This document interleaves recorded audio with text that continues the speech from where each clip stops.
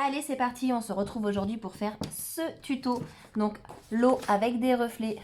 Voilà. Donc, on est parti pour celui-là. Je vais le faire avec vous. Hop, regardez pas ça, ça arrive après. Allez, je commence par remplir ma zone avec ma couleur de base. Évidemment, je dépasse parce que je ne m'applique absolument pas. Ici, j'ai choisi le Frost Blue. Je vais peut-être prendre un bleu qui soit un petit peu plus contrasté que sur l'exemple. Voilà. Pour faire les petites taches. Donc je commence par remplir ma zone. Ok, donc là on est bon. Ensuite, je vais laisser sécher un petit peu et je vais aller faire mes traces un petit peu plus foncées. Vous allez voir, c'est hyper simple. Vraiment, ça va vite et c'est facile. Et c'est trop bien. Hop.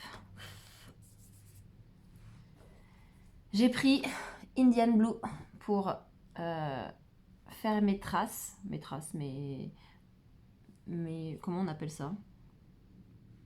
Mes reflets bleus. Voilà. Hop, allez, ça part. Donc là, je fais des reflets bleus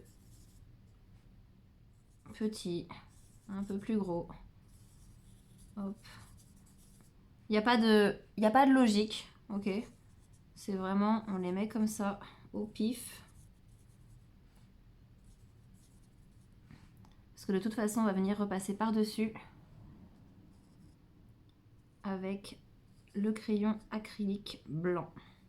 Bon, là, j'ai pas attendu que ça sèche beaucoup, donc ça se diffuse un petit peu, mais c'est pas vraiment grave dans le sens où après, on repasse par-dessus. Donc, c'est pas grave. On dirait un peu la fourrure d'un dalmatien, un dalmatien bleu. Ok, quand on a fait ça, on est bon, on n'a plus besoin de celui-ci. Et là, je vais vraiment attendre pour le coup que ça sèche un petit peu, parce que je vais venir faire mes reflets d'eau. Et qu'une fois qu'on aura fait ça, ce sera déjà terminé. Donc là, je prends mon marqueur, mon Posca, hop, blanc. C'est celui-ci, 09. Attends, hop, tac, celui-là. Alors, j'ai pas plus fin. J'ai commandé des stylos gel blancs pour pouvoir faire mes détails. Donc, quand je les recevrai, eh ben, au moins, je serai un petit peu plus équipée pour venir faire des choses plus détaillées. Donc, pour l'instant, j'utilise ce que j'ai et c'est très bien. Allez, c'est parti. Et là, du coup, je viens faire des ronds qui vont se toucher et qui ont des tailles et des formes différentes. Et c'est parti. Donc chaque rond se touche et je ne suis pas forcément ce qu'il y a en dessous. Ok.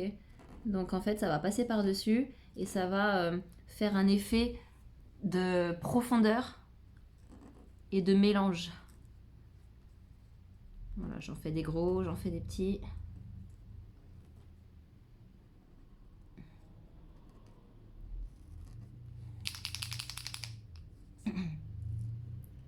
Là, c'est assez grossier.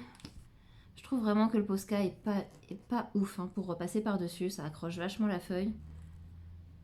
Je suis quand même vachement déçue de la qualité que ça procure. C'est pas agréable en fait quand on dessine avec, je trouve. Mais ça, je l'avais déjà dit dans une autre vidéo de toute manière.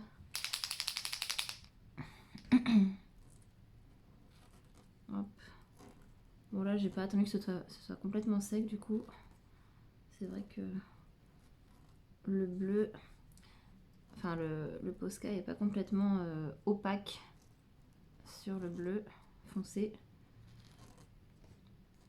Je suis pas une adepte des secondes couches en fait, ça me saoule. Je préfère... J'aime bien quand c'est réussi du premier coup. Et c'est vrai que des fois, avec certaines couleurs, bah, il faut quand même repasser une deuxième fois. Qu'est-ce que ça me gonfle. Je trouve que c'est une perte de temps. Pour des marqueurs acryliques, en fait, j'aime bien quand c'est couvrant du premier coup. Voilà, ça commence à prendre forme. Hop. Vous voyez, le dessin prend vie, vraiment.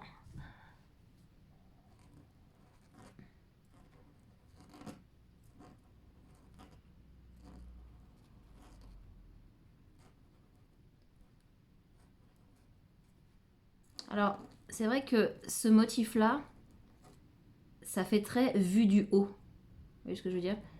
Si on a de l'eau en arrière-plan, par exemple, je trouve que c'est pas forcément le meilleur motif à mettre, dans le sens où celui-là, on a vraiment l'impression de regarder par le haut et de voir le dessus de l'eau. Donc, c'est quand même un motif à utiliser quand la vue est du dessus. Enfin, c'est mon avis, mais je trouve que c'est plus logique en fait. Si je mets ça en arrière-plan, ce sera bizarre. Et encore, à tester. Hein. Donc là, on a fait les reflets de l'eau. Maintenant, il ne reste plus qu'à mettre des petites bulles par-ci par-là. Quand je dis bulles, c'est des points. Hein. Hop, des petits traits, histoire de créer un peu de mouvement en fait sur cette eau. Hop, alors j'en mets pas partout. J'en mets un petit peu dans quelques trucs. Hop, voilà. Et c'est tout. En fait, j'aime pas quand il y a trop de petits points, machin. Quand c'est saturé de petits points, je trouve qu'on voit que ça. Et c'est dommage. Donc, hop, voilà. Et j'y touche plus. Et c'est fini. Ça y est. Donc, là, j'ai mis un bleu qui est un petit peu plus foncé que sur l'exemple que j'ai fait au-dessus. Et je trouve que ça rend vachement mieux.